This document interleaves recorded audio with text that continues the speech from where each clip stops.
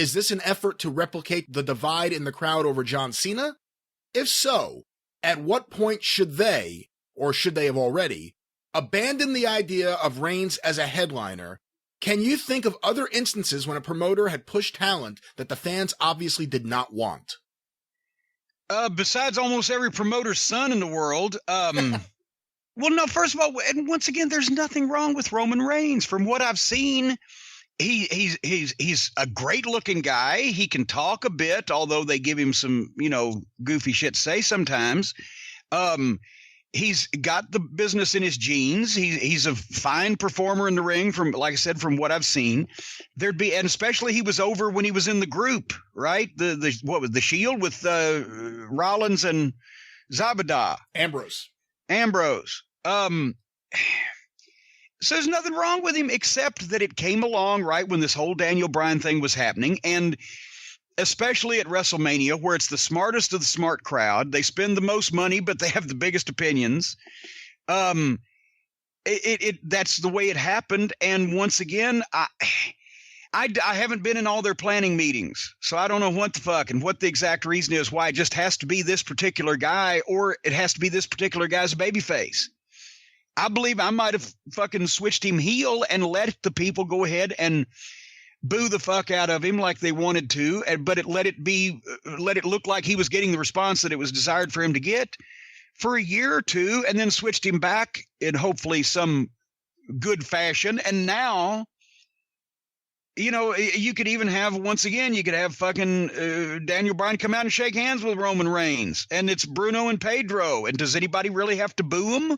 Either one of them, especially if there's some prick that both of them are mad at that the people would rather boo, find a heel. But, I after 4 years of it, I don't know if I'd, once again, unless it was against Daniel Bryan, I don't know if I'd switch Roman Reigns heel now and start that whole process, because you'd be another year or two behind. But just because you want a guy to be the top guy doesn't necessarily mean that he's going to be, or that he has to be the top babyface. He could be the top heel, then he could be the top babyface. That's what it is right there. That's what it is right there. It's not that he's not good, because he's really fucking good. He's actually really, really good. It's that they shoved him down everyone's throat as a type of babyface that no one wants to cheer. That 1995 Diesel babyface. All of a sudden, he went from being the badass in the Shield to being seen on TV, sitting down, reading books with his daughter, and he's smiling, and he's saying "suffer and succotash," and really bad humor in his promos. They didn't embrace what got him over. Instead, it became that Diesel push, where all of a sudden we want you to smile. Appear at our Christmas party. That's what happened. Okay, well, and see, I did not see all this, so now I understand better. Also, if not only if they know that this is supposed to be the guy they're supposed to cheer in because the heel owners say so, but also you make him look like a fucking knucklehead. Yeah, that's not any good. The whole, and once again, and everybody's going to say, Cornette doesn't watch, and I've just admitted this 5 times, but I'll say this as a rule of thumb: when a heel switches babyface, he really needs, especially for the first big run, needs to change as little as possible of what he does, except for his opponents. And he doesn't even need to change the way he talks, except he doesn't need to knock the fans. He just needs to knock the fucking other heel. Because the reason why the heel is over and it's going to be over in this role is because he's going to break all the rules, and he's going to fucking do all the chaotic, violent shit that he's done before to the people we like, but now he's going to do it to the people we don't like. And he's going to say all these horrible things about the people that we don't like, the stuff that we want to get to say, but we don't have the platform, so he'll say it for us. But if he just all of a sudden acts like a babyface, and that's what I learned this firsthand, with the Midnight Express, when we were babyfaces opposing the original Midnight and Paul E., so that we not only had heels, fresh heels that they would hate worse at this point, but also understood why the whole thing was working and we could work with. It was great.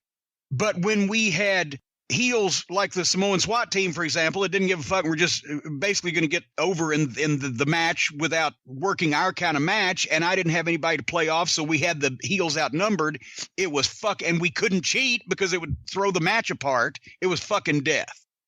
So a heel needs to switch babyface and be just as fucking wild against the new heel that he's mad at as he was against all the babyfaces. And then he can soften up down the road a little bit, just to be a little bit more babyface-ish. But that's the way that a heel switches and stays over.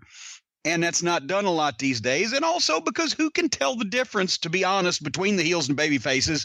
Everybody does crazy, violent, chaotic shit with almost no repercussions.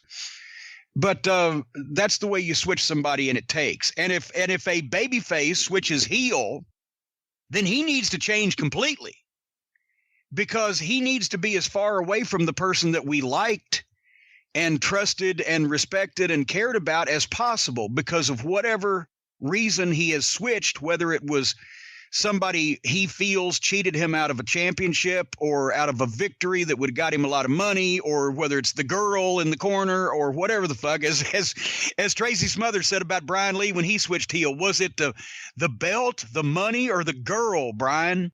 Because everybody can understand that. But then all of a sudden, all of the pent-up frustrations in that baby face need to come out. And he does fucking have anger toward people and hate his former partner or teammate or friend and all the fans that support him. And why aren't you on my side? Because he has to feel like he has a legitimate bitch in his mind, but it needs to be disproven by the announcers and the babyface and everybody else. So a babyface switching heel changes everything about his in-ring, because now he's being a fucking prick. He's cheating. He don't give a fuck. And that brings a bunch of attention to him. But there's another old rule of thumb.